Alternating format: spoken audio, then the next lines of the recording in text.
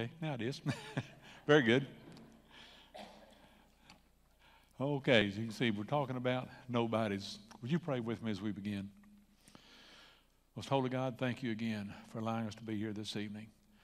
Lord, as we now study your word, help us to listen to what we may speak truth from your word and truth only, and maybe things that will help us serve you better, to walk straighter in serving you, to see what we can do to serve others in any way possible, Lord. Just thank you for us. Amen. So I want to start with a question. Who does God use to accomplish his work? What kind of person does one have to be for God to really be able to use him or her to? Well, most people today honestly believe that you've got to be a special kind of person to really accomplish something good. You've got to be a person of learning. You've got to be a person of position. You've got to have some special talent. You've got to have some special ability. And if you don't have any of that, well, you just can't do anything. You can't accomplish anything. Well, and because of that, a lot of people are afraid even to try to work for the Lord. They're afraid to try. They're smart enough, or they're not important enough for the person to listen to them. They're not going to listen to me anyway. No need to even try. So what kind of people does God need? What kind of people does God use? Well, we get the answer to that in 2 Kings chapter 5, beginning in verse 1. Now Naaman, commander of the army, great and honorable man in the eyes of his master, because by him the Lord had given victory to Syria. He was also a mighty man of valor, but a leper. From the land of Israel, and she waited on Naaman's wife. And she said to her mistress, if only my master were with the prophet who is in Samaria, for he would heal him. And Naaman went in and told his master, saying, thus and thus said the girl who is from the land of Israel. This is the story of Naaman the Syrian. And you mention Naaman, and people usually first think, oh, that was leprosy. Or sometimes they think about Elisha's servant Gehazi and his greed and going out there to get what money he could when it think of. But have you ever thought about why or how Naaman ended up at Elisha's hut to begin with?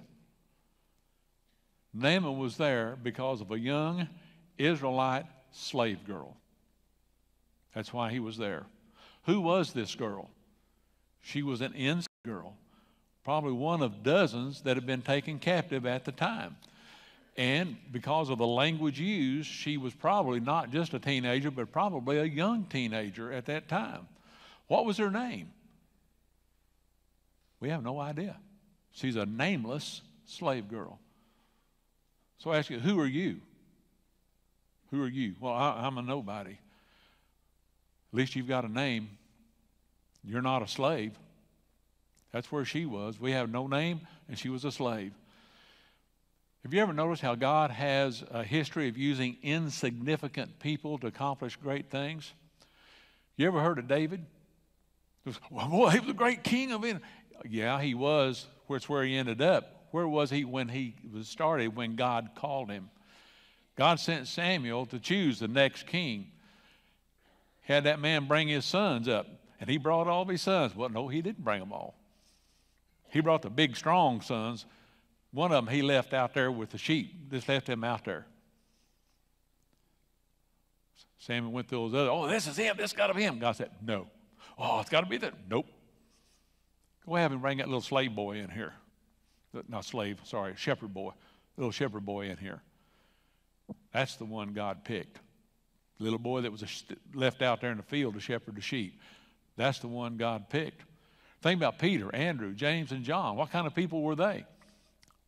Big people in the city and everybody knew who they were? No. Before Jesus called them, they were just a bunch of fishermen out there just trying to make a living. That's all they were doing. That's all they were. Even Jesus. How old was he when he began his ministry? Oh, yeah, he was 30 years old. What about that first 30 years of his life? How many people knew him, knew who he was? How much had he done? How big a name did he have? Nobody knew him, knew anything about him, till he started his ministry at the age of 30. No matter how insignificant you think you are valuable to God. Look at Luke 12, beginning in verse 6. Are not 5 sparrows sold for 2 copper coins, and not one of them is forgotten before God? But the very hairs of your head are numbered. Do not fear, therefore, you are more value than many sparrows. My friend, you're important to God. I don't care who you are, where you're from, what you're doing. You matter to God. If God can use an insignificant, nameless slave girl, He can use you. Look at 1 Corinthians 1, beginning in verse 26. For you see your calling, brethren, not many wise according to the flesh, not many mighty, not many noble are called. But God has chosen the foolish things of this world to put to shame the wise, and God has chosen the weak things of the world to shame that which are strong. And the base things of the world and the things which are despised, God has chosen, and the things which are not, to bring nothing to the things that are, that no flesh should glory in His presence. You do not have to be something special, somebody special, have some special talent to serve God, to accomplish wonderful things for God. I want us to look at some of the characteristics of this young, unnamed, insignificant slave girl that allowed her to do something great for God. Excuse me. First of all, she was relocated against her will. So, well, she was a missionary in a foreign country. Well, yeah, you could say that, in a manner of speaking, but it wasn't by choice. It wasn't where she wanted to be or decided to go. She was drug off out there away from her family against her will to put where she was. Sometimes we all find ourselves in situations we really don't want to be in at the time. Moses, you look back at as God was preparing him, found himself as a shepherd out in the wilderness for 40 years. Wasn't really where he intended to be or wanted to be, but that's where he ended up. God was preparing him for a special job. And I think about myself, folks. I didn't really have a clue where I needed to be, what I wanted to do for many years. I wandered around career-wise for a long time. I grew up, of course, farming and ranching and hauling hay, combining wheat, and breaking and training horses. Then I graduated from high school and flunked out of college a couple of times, so then I had to go get a job. And my first full-time job was at a fast food restaurant, Sandy's Hamburgers, there in Shawnee. And I worked there for almost a year and decided I had to marry Pam. So I did that and got a real job. Worked at Tinker Air Force Base. I did that for 12 years as electronic technician on B-52s and then as a quality control inspector on aircraft fuel controls. But all that time, I was doing some filling down in Highland. Wanted me to come on work part-time with them, and I did. I think maybe God was using all those different things, folks, to prepare me and help me do a better job, and I finally realized what I needed to be doing. That was serving the Lord full-time. Even though we may be in a situation that doesn't seem purpose for us, He has a purpose for you. Something for you to do, for you to accomplish for Him in one way or another. And we need to remember Romans 8, verse 28. And we know that all things work together for good to those who love God, to those who are called according to His purpose. Not our purpose, God's purpose. He has something for each of us to do. We may not understand His purpose at the time. His purpose may be very different from what we think it is. But folks, our job is to do the best we can with what we have. But secondly, she served those around her. Think about it. Here's this young girl, this very young girl. She's been taken by force from her family. Now she's in a strange land among a strange people in a strange situation. What did she do? She obviously placed her to serve someone in some way. And not only did this girl serve, she obviously served well. When this lowly somebody listened. They listened to what she said. Folks, if she hadn't been a good servant and been a royal pain, she couldn't have helped Naaman. Even though she was forcibly taken into slavery, it's obvious she didn't try to run away. She didn't fight back. She didn't try to sabotage things to get back at her captors. It's obvious she did her job with the right attitude that allowed her to speak and be heard when her situation called for it. In spite of arguing about your job, some volunteer work, the church, wherever, how are we to do what we do? Colossians 3, verse 23. And whatever you do, do it heartily as to the Lord and not to men. In this, I'm going to serve the Lord with what I'm doing here first and foremost of all. I want to please the Lord with what I'm doing, whether it's my job or working somewhere else, serving the church, what to try to please the Lord. Now, we're going to add to this, Matthew 5, beginning of verse 14. You are the light of the world. A city set on a hill cannot be hidden. Nor do they light a lamp and put it under a basket, but on a lampstand, and it gives light to all who are in the house. Let your light shine before men, that they may see your good works and glorify your Father. Folks, we are the ones given the job. If you're a Christian, you've been given the job of being a light to our friends, our neighbors, our family, those who are living in a dark world of sin out there. And folks, people works before they'll listen to our good words. What we do speaks 1,000 times louder than the words that come out of our mouth. We need to remember that. That's what this young lady obviously did. She did her job in a wonderful way and earned their respect. But thirdly, she also cared. She obviously cared for those people, those around her. Work in the house of a great man and a national hero. But, excuse me, as great as he was, Naaman had leprosy. Eventually, this young slave girl spoke up and told Naaman's wife about the prophet that could heal Naaman's leprosy. Why did she speak out? Why did she even say, she's a slave to these people. Why even speak out? It's obvious she cared. She cared about them. Most people say, hey, he's got leprosy, he's going to die. That's great. She didn't. She was just the opposite. She cared and wanted to do all she could to help him and to save him. This evening, do you really care?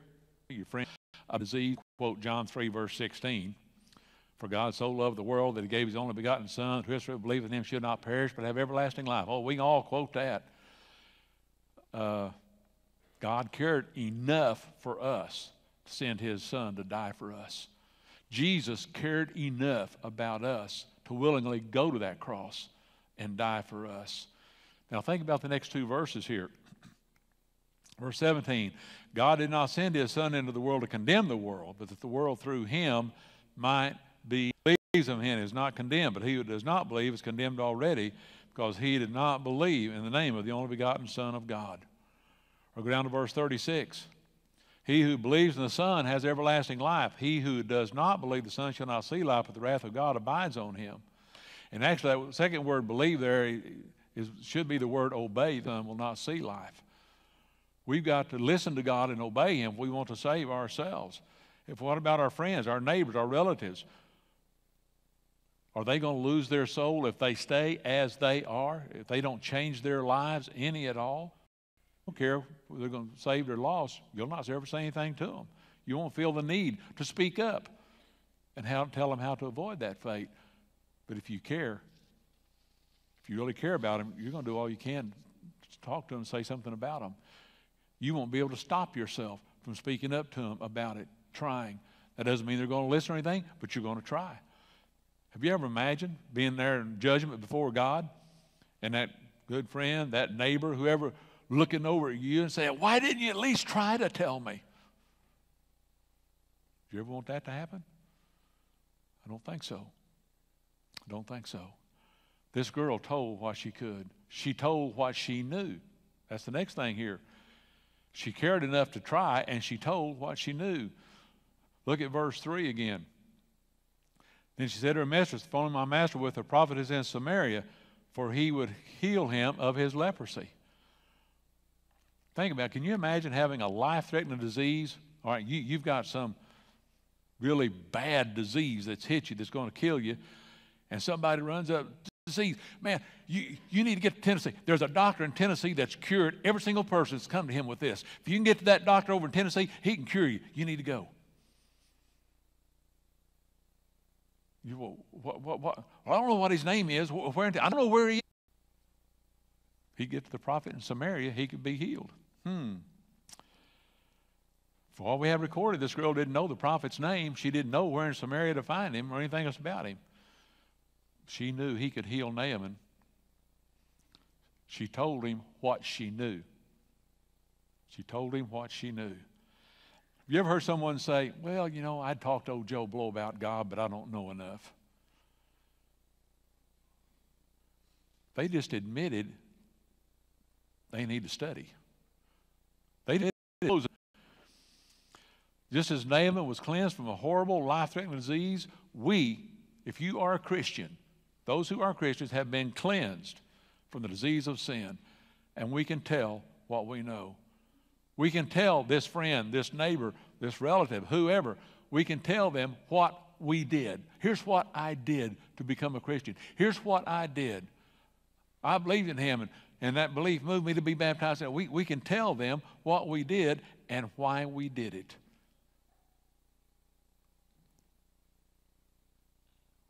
And then they need to know more. Well, that's all I know. You can get other.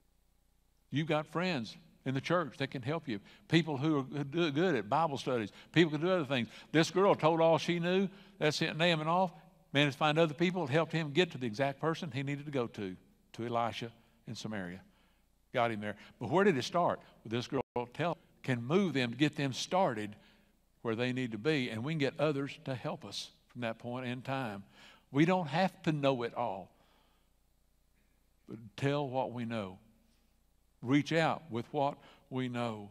If you've never held a Bible study, then get someone who has to help you. I don't know how to do this. Get someone. There's a lot of people right here this evening that has held a lot of Bible studies, and I guarantee you they'd be thrilled to come and help you do that.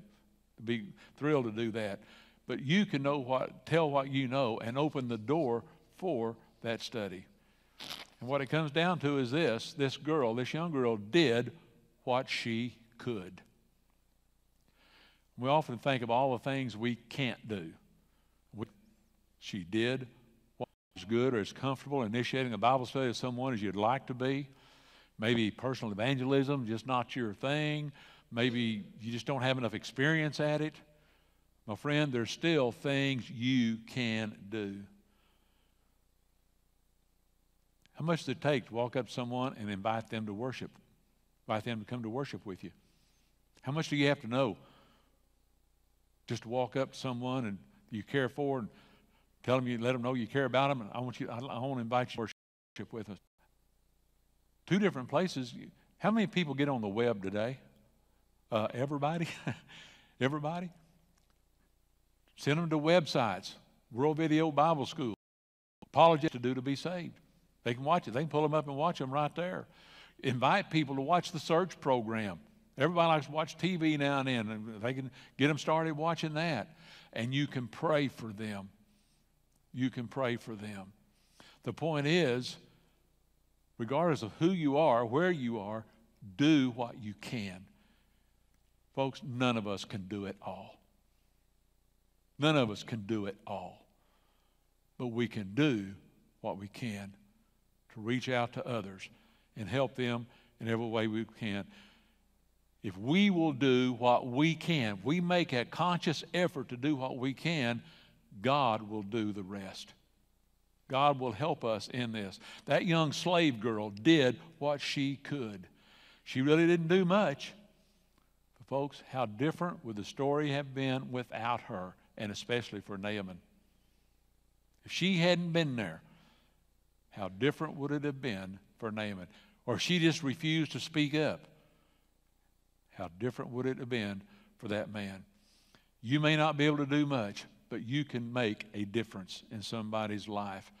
1 Corinthians 3 verse 6, I planted, Apollos watered, but God gave the increase. Keep our faith in God and serve Him to the very best of our ability. So thinking about all of this evening, who can God use? I hope we've all seen, it's obvious you do not have to be someone special. You don't have to be educated. You don't have to be smart. You don't have to be wealthy or anything else to do something good for God. God has always used the most ordinary people to accomplish the most wonderful and impossible things. And that means no matter who you are, what you are,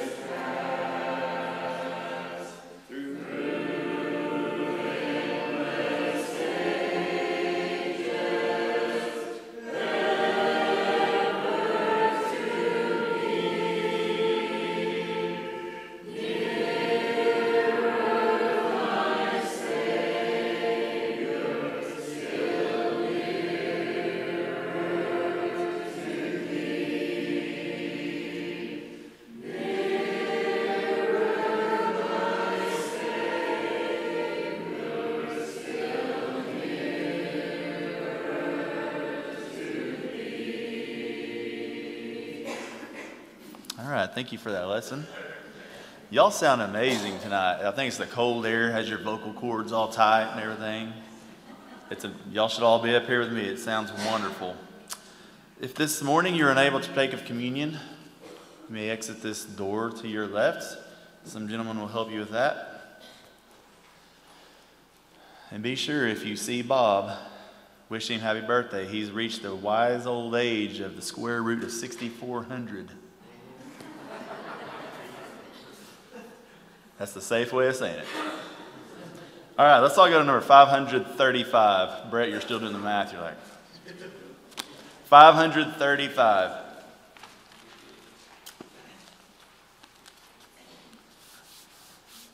Mr. Terry Banta will be leading us in a closing prayer. Number 535.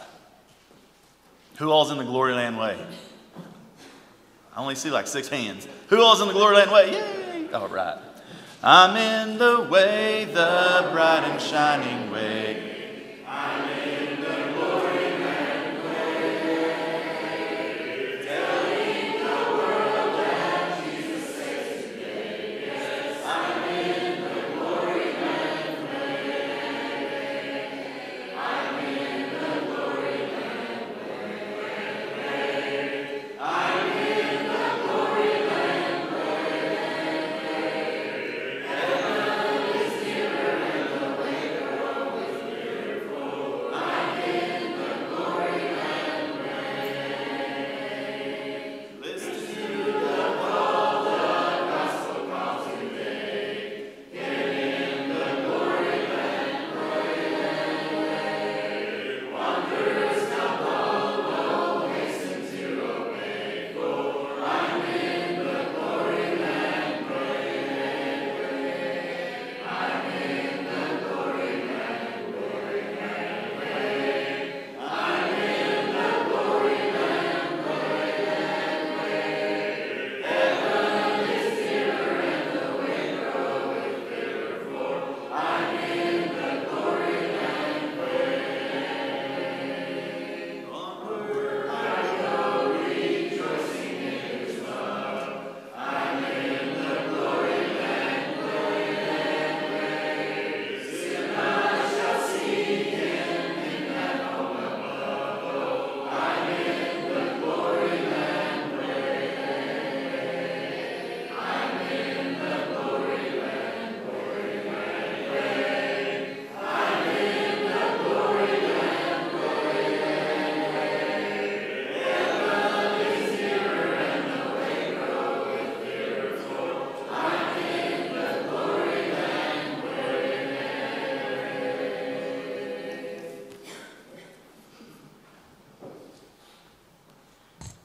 Shall we pray? Father in heaven, thank you for sparing our lives, and thank you for this wonderful worship service we've had this morning and this evening. And I pray that you also be with the ones that are sick and the ones who've lost loved ones, Father, and help them to heal. And the ones who've lost loved ones, help them to rely upon you, Father, and comfort them, strengthen them as only you can. And go with us through this life and take what we have learned tonight and apply it to our lives, and help us have a safe trip home for your will until it's time to until we meet again, Father. Be with us always. In Christ's name, amen.